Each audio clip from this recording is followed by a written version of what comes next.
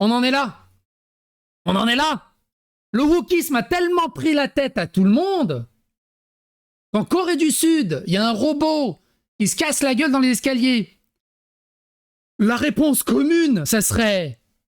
Bah, il y a eu un bug et puis il a pas vu la marche puis il s'est cassé la gueule. Non.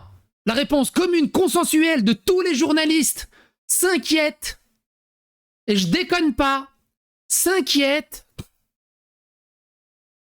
de la charge de travail des robots, de la pression qu'ils subissent, et il y a une enquête qui a été ouverte officiellement pour potentiellement suicide.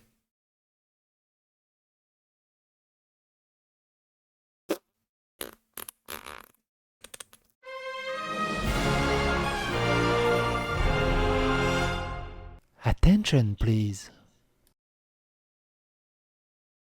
Il était l'un des nôtres. Un robot fonctionnaire se suicide en Corée du Sud en se jetant d'un escalier. Vous êtes ravagés, les mecs. Juste avant sa chute, des témoins ont vu l'androïde tourner en rond comme si quelque chose était là. Une enquête est en cours. Il y a plein de journaux qui en parlent.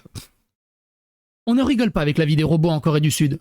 Une enquête a été ouverte par la mairie de Gumi après qu'un robot employé comme fonctionnaire municipal a été retrouvé inerte en bas d'un escalier vers 16h, jeudi 20 juin. Selon la municipalité, qui prend cette affaire très au sérieux, l'androïde semble s'être jeté du haut d'un escalier. Moi, on est vraiment dans une 3-4. On est vraiment dans une idiocratie. Il n'y en a pas un qui dit bon, c'est juste un bug, on va revoir ses radars et il traite ça comme si c'était un humain. Depuis près d'un an, ce robot fonctionnaire aidait les habitants de la municipalité de Gumi dans le centre du pays à accomplir des tâches administratives, a expliqué à l'AFP un responsable de l'équipe municipale.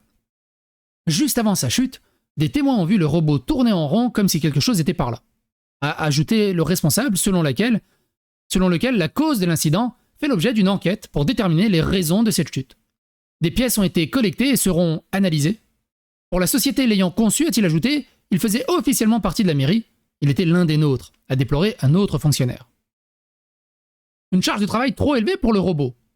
Développé par la société californienne Bear Robotics, le robot avait tout d'un employé comme les autres depuis sa nomination en août 2023. Il travaillait de 9h à 18h et possédait même sa propre carte d'agent de la fonction publique. À la différence d'autres androïdes cantonnés à un seul niveau, il pouvait appeler l'ascenseur et passer d'un étage à un autre. La presse locale s'est emparée du sujet, déplorant le premier suicide de robot dans le pays, avec certains titres se demandant en première page pourquoi ce fonctionnaire assidu a agi de la sorte, ou si le travail était-il trop dur pour le robot. Tu sais, t'as envie de te taper la tête dans le mur. Non? Que l'intégralité... Je sais pas, un minimum de sarcasme de la part des journalistes qui traitent ça en mode « mais ils sont complètement cons ». Non? La Corée du Sud compte parmi les pays férus de robotique. Elle possède la plus forte densité de robots au monde, avec un androïde pour 10 employés.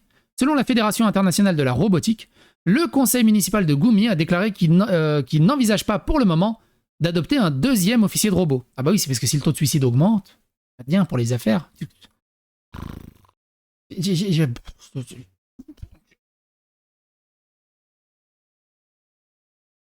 J'ai rien d'autre à ajouter. Qu'est-ce que vous en pensez?